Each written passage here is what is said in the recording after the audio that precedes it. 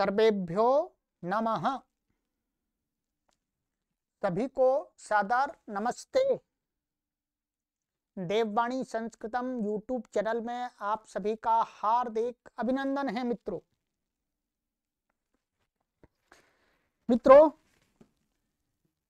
आज मैं आपके समक्ष एक छोटा सा बिंदु लेकर के उपस्थित हुआ हूं।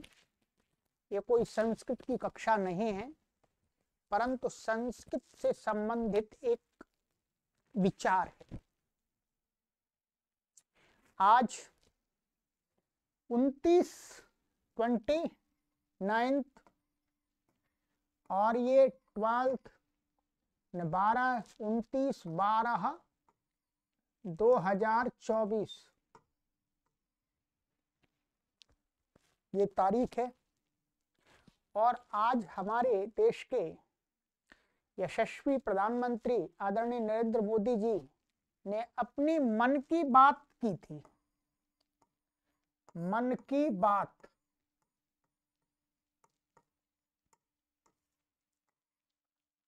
जैसा कि आप सभी जानते हैं कि प्रति माह मन की बात आदरणीय प्रधानमंत्री जी हम सभी के साथ करते हैं। वैसे तो हम प्रत्येक माह की उनकी मन की बात को नहीं सुन पाते हैं, परंतु आज हम टीवी के सामने बैठे हुए थे। अचानक हमने टीवी चालू किया तो मन की बात को सुनना हमने आरंभ किया। हमने सुना भी, अच्छा लगा। इस मन की बात में प्रधानमंत्री जी अपने देश के अनेक वर्तमान के अथवा भूत के जो भी उदाहरण होते हैं उनको हम सभी के समक्ष प्रस्तुत करते हैं, मोटिवेशन के लिए, प्रेरणा के लिए, देश की उन्नति के लिए। बहुत अच्छी बात है। परंतु मित्रों, आज एक बात उन्होंने कही, उस बात पर हमको विचार करना है। उन्होंने मन की बात में कुछ उदाहरण देने के बाद अपनी बात को एक उदाहरण के रूप में कोई एक पढ़ने वाली छात्रा है उससे संबंध करके उन्होंने उस बात को आगे बढ़ाया था। और उसमें उन्होंने ये बात कही कि तमिल भाषा संसार की सबसे प्राचीनतम भाषा है।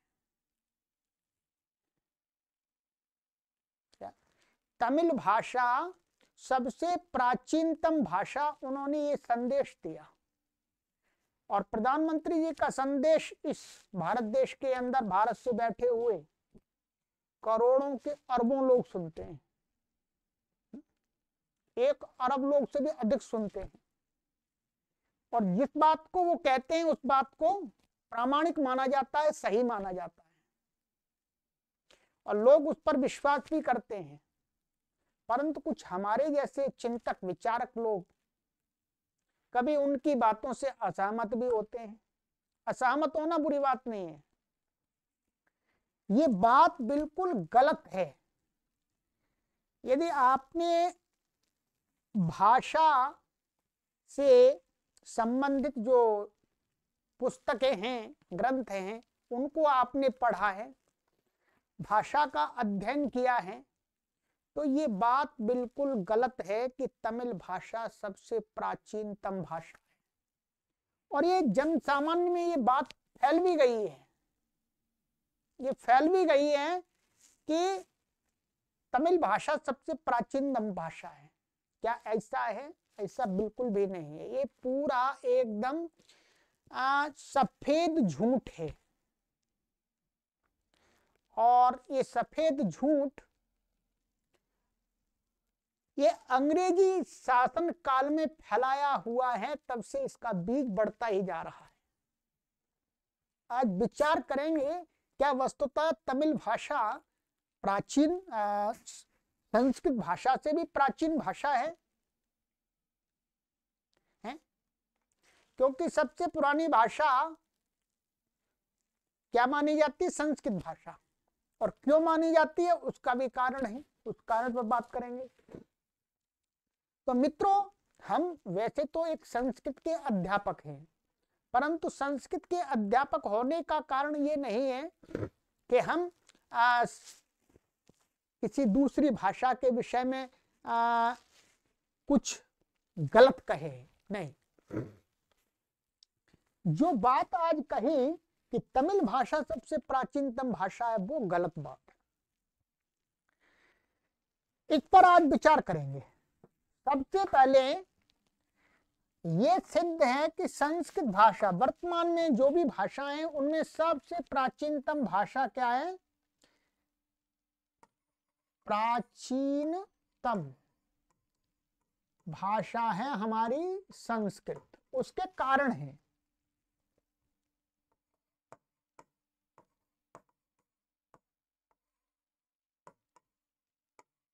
ठीक है। उसका कारण ये है कि ये सभी लोग मानते हैं कि संसार की सबसे प्राचीनतम पुस्तक कौन सी है? ऋग्वेद। क्या है? ऋग्वेद। ध्यान देंगे, संसार की सबसे प्राचीनतम पुस्तक के विषय में जब जानकारी लेते हैं तो उसमें ऋग्वेद सबसे पुरानी पुस्तक आती है। और ये ऋग्वेद किसमें लिखा हुआ है? ये संस्कृत में लिखा हुआ है, ठीक है। क्या ऋग्वेद किसमें लिखा हुआ है? संस्कृत में लिखा हुआ है। ऋग्वेद किसी तमिल में, मलयालम में या किसी और अदर लैंग्वेज में नहीं लिखा हुआ, संस्कृत में लिखा हुआ है। मूल इसका जो टेक्स्ट है वो संस्कृत भाषा में है, ठीक है। टेक्स्ट में इसका जो उच्चारण है वो संस्कृत भाषा में है। तमिल का कोई जो ग्रंथ है तमिल भाषा में, चाहे वहां की जो कल्चर है उसको बताने वाला, उनकी संस्कृति को बताने वाला जो ग्रंथ है, उस ग्रंथ को सबसे प्राचीनतम ग्रंथ नहीं माना जाता है। ये ध्यान रखेंगे।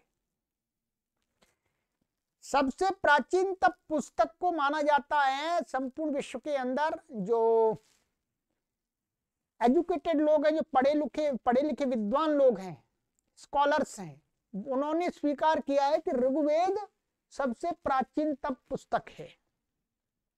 एक तो ये कारण हो गया, संस्कृत भाषा सबसे प्राचीन है। दूसरी बात, एक झूठ कई सौ वर्षों से चलाया जा रहा है। कई सौ वर्षों से कैसा चलाया जा रहा है झूठ, कि ईसाई लोग जो क्रिश्चियन थे, जो अंग्रेजी सरकार थी, उसमें जो अंग्रेज लोग थे, उन्होंने भारतीय इतिहास को ईसा से 500 या 1000 वर्ष पूर्व ही खींचा। क्या? ईसा से 500, 700, 800 वर्ष पूर्व से ही वो भारतीय इतिहास को मानते हैं, अर्थात भारत की संस्कृति, भारत की भाषा की उत्पत्ति मानते हैं। और ये इस भारत देश में आज भी लगातार सैकड़ों वर्षों से पढ़ाया जा रहा है। तो हमारे जो भी भाई बंधु हैं, उन सभी के मस्तिष्क में यही बीज डाला गया है कि भाई कोई भी ग्रंथ क्या है, ईसा से 500 और 2000 वर्ष ईसा को हो गए, और 500 या 600, 700, 3000 वर्ष के अंतर्गत ही सारा कुछ रख लेते हैं। पर ये पूरा सफेद झूठ है भाई। ये अंग्रेजों के द्वारा फैलाया गया सफेद झूठ है। भारत के इतिहास को छुपाने का एक कृत्य है। ध्यान रखेंगे, इस पर भी बात कर लेते हैं। जो देखिएगा, मनुस्मृति है, मनुस्मृति आप सभी जानते होंगे, चाहे उसके विरोधी भी लोग हो सकते हैं, उसके सपोर्टर भी हो सकते हैं। अभी हम विरोध और सपोर्ट की बात नहीं कर रहे। मनुस्मृति और जो भारतीय लोग, जो वैदिक लोग हैं, जो सनातन संस्कृति को मानते आ रहे हैं, वो अपने किसी भी अनुष्ठान को करने से पूर्व संकल्प पढ़ते हैं। क्या पढ़ते हैं? संकल्प। और उस संकल्प में यह पढ़ा जाता है कि आज माने आज तक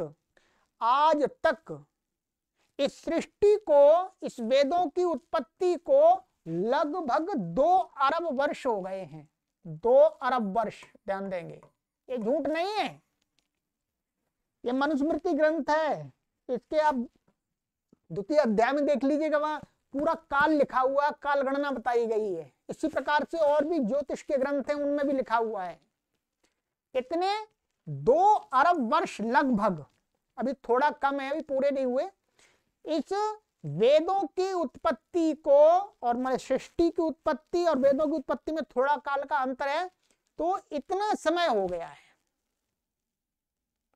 इसका मतलब सीधा सीधा ये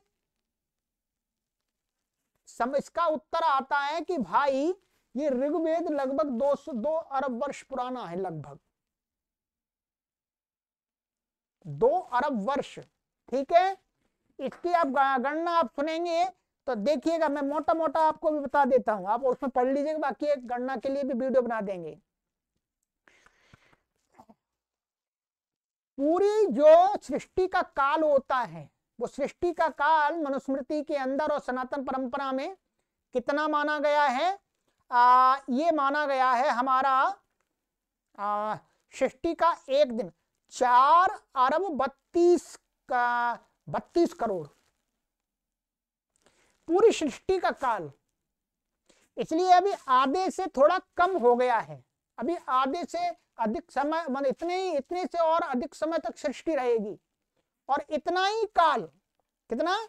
4 अरब 32 करोड़ वर्ष, ये वर्ष का काल है। इतना ही प्रलय का समय रहता है।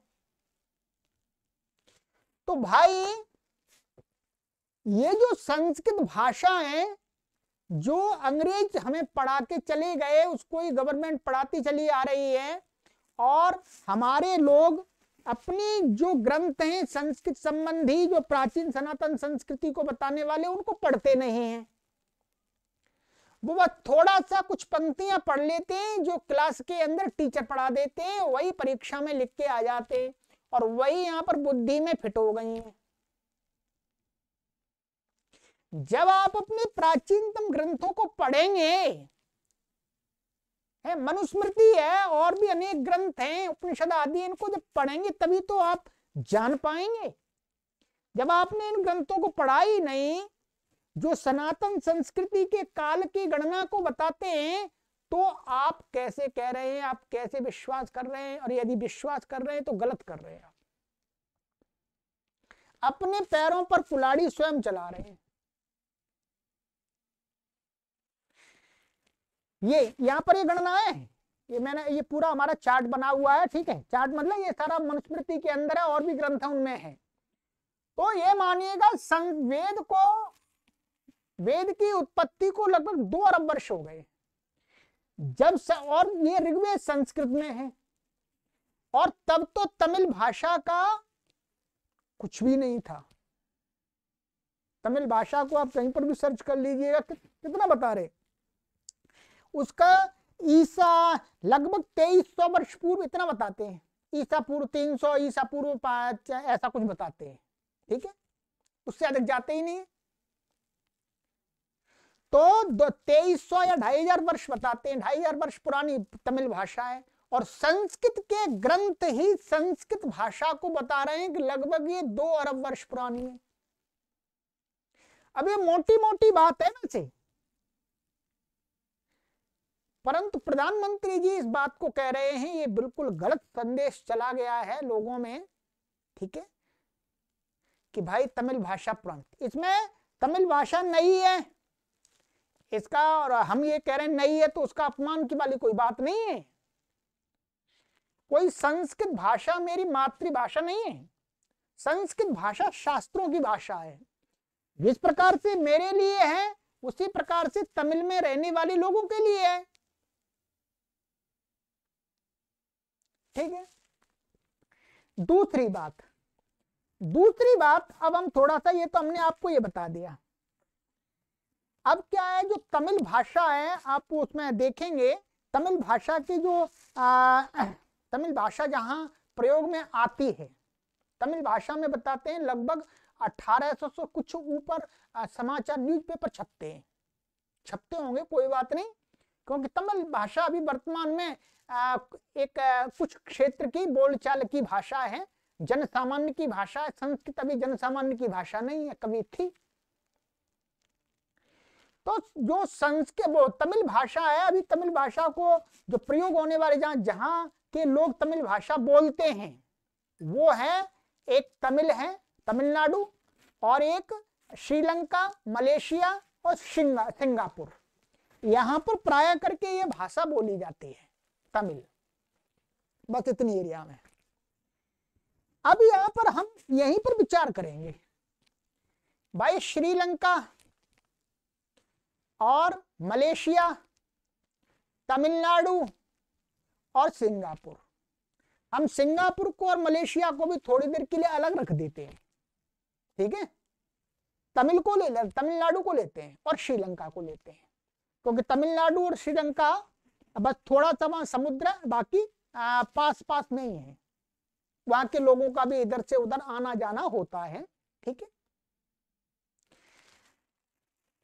श्रीलंका का एक प्रसिद्ध राजा है, आप जिसको जानते होंगे, कौन है? रावण, ठीक है जी, कौन है? रावण। श्रीलंका का इतिहास में जब नाम आता है तो रावण सबसे पहले आता है, ठीक है, ध्यान देंगे। रावण के विषय में हर व्यक्ति क्या कहता है कि रावण चारों वेदों का विद्वान था। ये मैं नहीं कह रहा, सभी लोग कहते हैं रावण चारों वेदों का विद्वान था, अर्थात वो प्रकांड विद्वान था। वेद किस भाषा में लिखे गए हैं? वेद किस भाषा में लिखे हैं? वेद लिखे गए हैं संस्कृत भाषा में। इसका मतलब श्रीलंका का राजा भी संस्कृत का महान विद्वान था। जिस समय श्रीलंका का राजा था रावण, भाई उसको तो आप नकार नहीं सकते।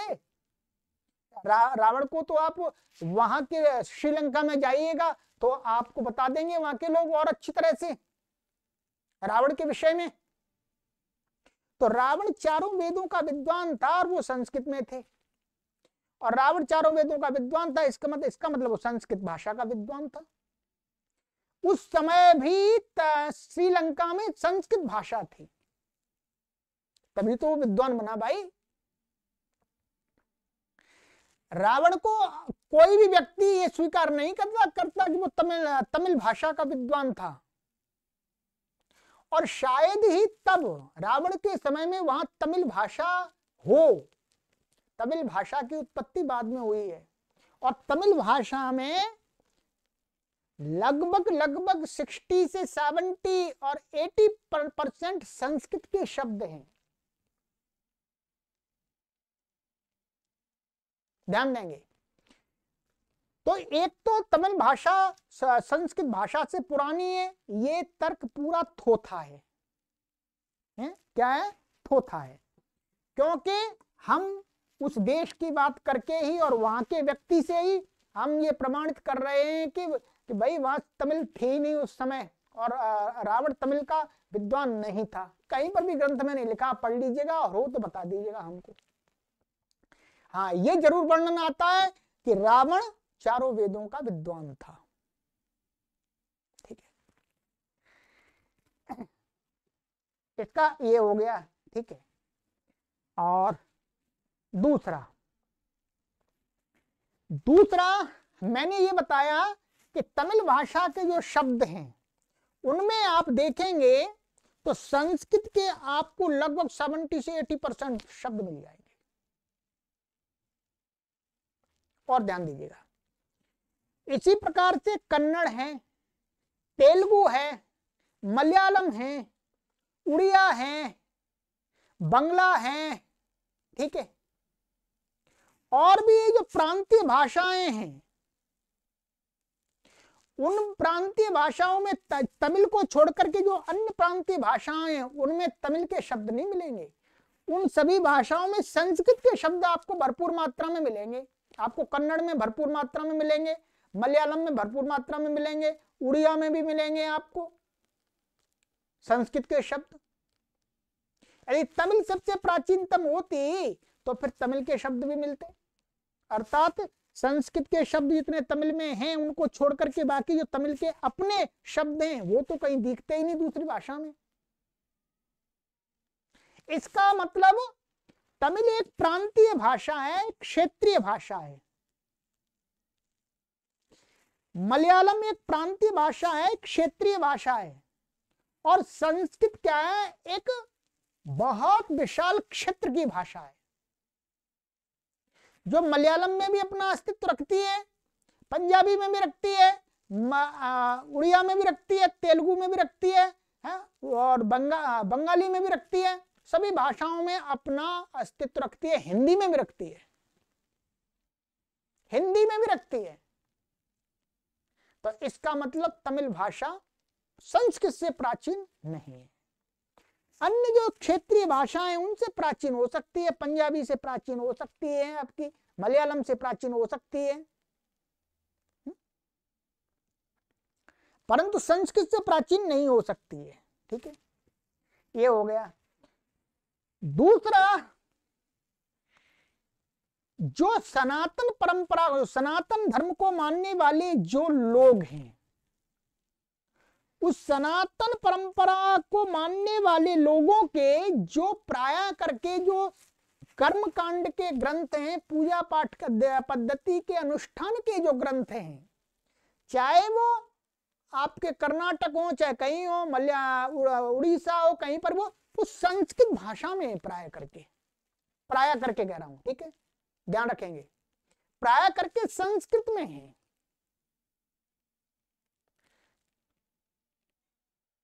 कर्नाटक में भी पूजा पद्धति को जो लोग करते हैं, वैदिक लोग, वो संस्कृत के उच्चारण के साथ ही करते हैं, उसी के उच्चारण के साथ करते हैं।